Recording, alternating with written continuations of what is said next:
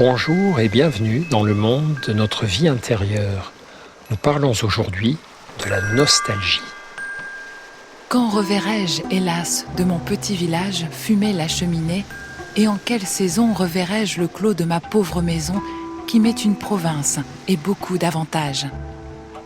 Joachim du Bellay, Les regrets. La nostalgie est le mélange en nous de la douceur et de la douleur des souvenirs. Il s'agit d'un état d'âme discret, tenace, subtil, mêlant l'agréable, on se souvient des beaux instants, et le désagréable, on est triste, parfois désespéré, que ces moments soient passés. La nostalgie est un manque, le manque d'un passé heureux, parfois idéalisé, mais qui a bien existé, ce qui l'oppose au regret, qui est le manque d'un passé virtuel qui aurait pu exister. La nostalgie peut porter sur des lieux, lorsqu'on repense à la maison ou à l'école de son enfance, sur des moments précis, les repas du dimanche midi en famille, ou sur des liens familiaux, amicaux, amoureux. Souvent, la nostalgie concentre tous ces éléments. Lorsqu'on se souvient du passé, ce sont les lieux, les instants et les liens qui remontent ensemble à notre mémoire. Lorsque la nostalgie s'empare de nous et nous attire dans notre vie intérieure, difficile de lui résister. Elle peut parfois nous nuire.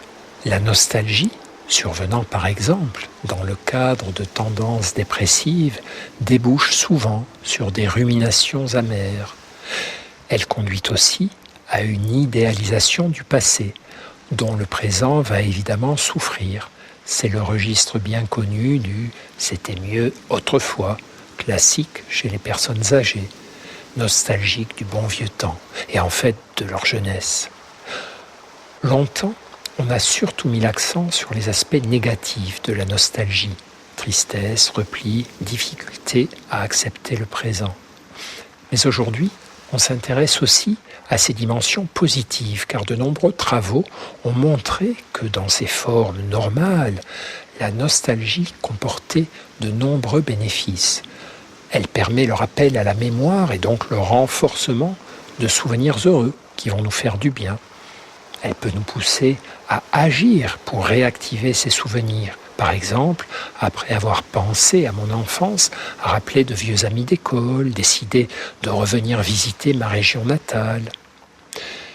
Elle nous aide à mieux savoir qui nous sommes et à développer notre identité narrative en nous reconnectant aux moments forts de notre passé qui nous ont construits.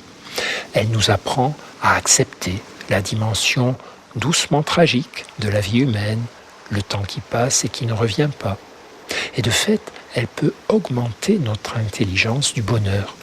La vie s'écoule vite et la disparition des bonheurs passés doit nous pousser non à nous lamenter, nostalgie négative, mais à savourer encore plus fort le présent, nostalgie positive. La voie pour savourer la nostalgie, délicieuse si elle est transitoire, mais dangereuse si on s'y éternise, c'est d'y réfléchir un peu et de la clarifier. Tant qu'elle reste le désir d'on ne sait quoi, comme l'a défini Saint-Exupéry, nous sommes dans le flou. Mais si nous comprenons son message, ce qui compte dans ta vie, c'est le bonheur.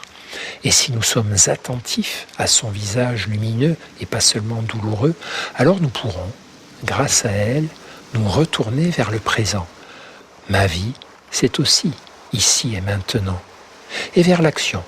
Je veux vivre de nouveaux instants heureux, car nos bons souvenirs de demain, c'est aujourd'hui que nous les vivons. Et à propos de nostalgie, nous voici arrivés au dernier de nos rendez-vous. J'espère que vous y aurez puisé, ça et là, quelques réflexions utiles à votre vie intérieure et que leur interruption ne vous laissera pas trop nostalgique. Prenez bien soin de vous et ne perdez jamais le lien avec vous-même.